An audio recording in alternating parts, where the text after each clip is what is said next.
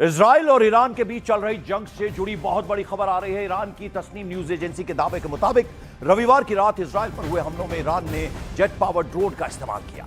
दावे के मुताबिक अभी तक की जंग में पहली बार ईरान ने जेट पावर ड्रोन का इस्तेमाल किया, जो पहले कभी नहीं देखा गया।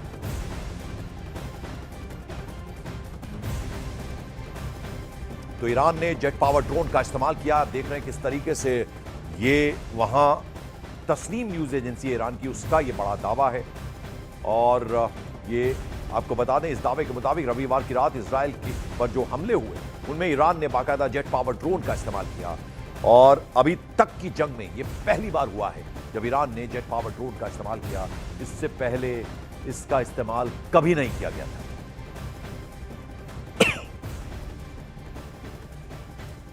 और इस बीच ईरान ने अपनी पेट्रोकेमिकल इंडस्ट्री पर हुए कथित अमेरिकी इजरायली हमले का जवाब देते हुए कहा है। अब ये बता दें आपको, ये जो ईरान की जेट पावर ड्रोन की जरा ताकत पहले आपको बता दें, तो उसकी रेंज 1000 से 2500 किलोमीटर है, यानी पेलोड क्षमता 150 किलोग्राम की, और रफ्तार इसकी जो स्पीड है वो है 600 किलोमीटर प्रति घंटा। ये जेट पावर ड्रोन की ये आपको बता रहे हैं खासियत। उसके अलावा एयर डिफेंस सिस्टम जो है वो फेल करता है, रडार की पकड़ से ये पूरी तरह से दूर रहता है और लॉन्चिंग में बेहद आसान है। उसके अलावा क्रूज मिसाइलों से ये सस्ते हैं, तो उस लिहाज से भी देखा जाए तो ये काफी इकोनॉमिकल है। तो ये जेट पावर ड्रोन की खासियत ईरान की, जिसका पहली बार इस्तेमाल हुआ, ये एक न्यूज एजेंसी ने ईरान की दावा किया है। इस बीच आपको बता दें कि ईरान ने अपनी पेट्रोकेमिकल इंडस्ट्री पर हुए कथित अमेरिकी इजरायली हमले का जवाब देते हुए इजराइल के हाइफा शहर में स्थित पेट्रोकेमिकल ठिकानों को निशाना बनाया। ये जो वीडियो सामने आया है, इसमें शुरुआत में एक मिसाइल पर यू विल रिग्रेट ये लिखा नजर आता है। इसके बाद कई मिसाइलें और रॉकेट इजराइल की दिशा में दागे जाते नजर आते हैं। तो युद्ध की सबसे ताजा तस्वीर हम आपको इस बीच दिखा रहे हैं।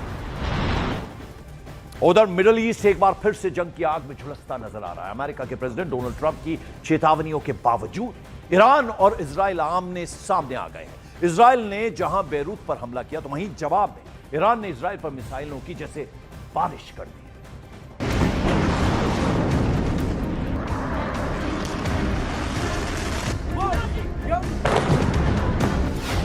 मिसाइलों से फिर दहला पश्चिम एशिया।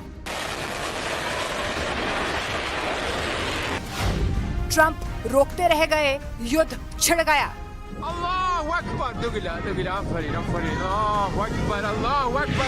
पश्चिम एशिया में एक बार फिर भयंकर युद्ध शुरू हो गया। ईरान और इजराइल में सीधी भिड़ंत हो गई। लेबनान की राजधानी बेरूत पर इजरायली एयर स्ट्राइक के जवाब में ईरान ने रविवार रात इजराइल पर कई बैलिस्टिक मिसाइलें दाग दी, जिसके बाद पश्चिम एशिया में बारूदी बारिश शुरू हो गई। इजराइल ने भी कुछ ही घंटों के अंदर जोरदार जवाबी कार्रवाई करते हुए ईरान के भीतर सैन्य ठिकानों को निशाना बनाना शुरू कर दिया।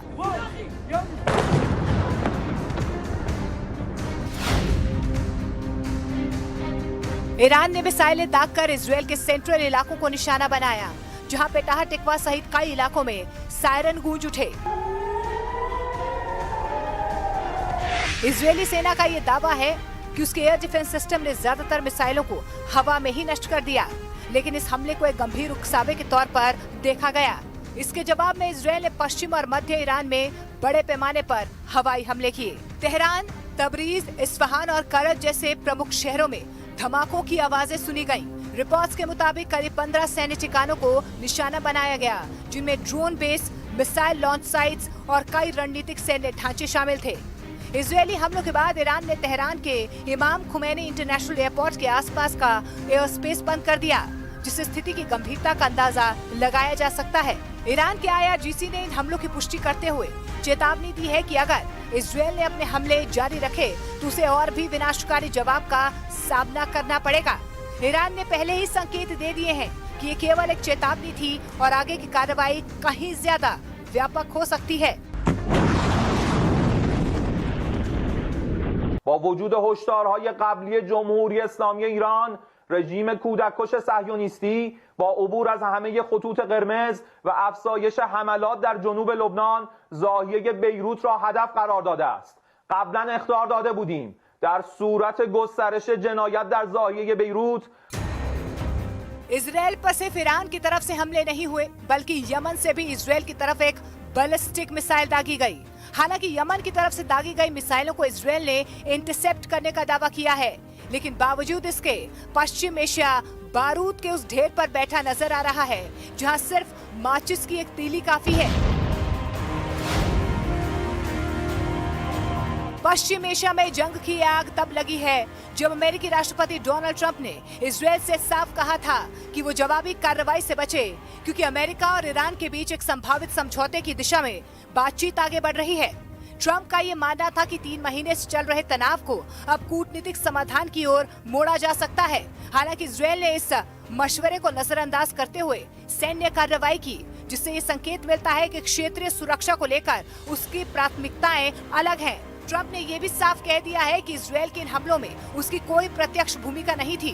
पिछले हफ्ते फोन पर हुई बातचीत में ट्रंप ने नेतन्याहू को कड़ी फटकार भी लगाई थी, लेकिन इसके बावजूद इजरायल ने बेरूत में हमला कर दिया। और इस बीच इजरायल की सेना ने दावा किया है कि कल रात ईरान से दागी गई मिसाइलों को उसके एयर डिफेंस सिस्टम ने रोक दिया।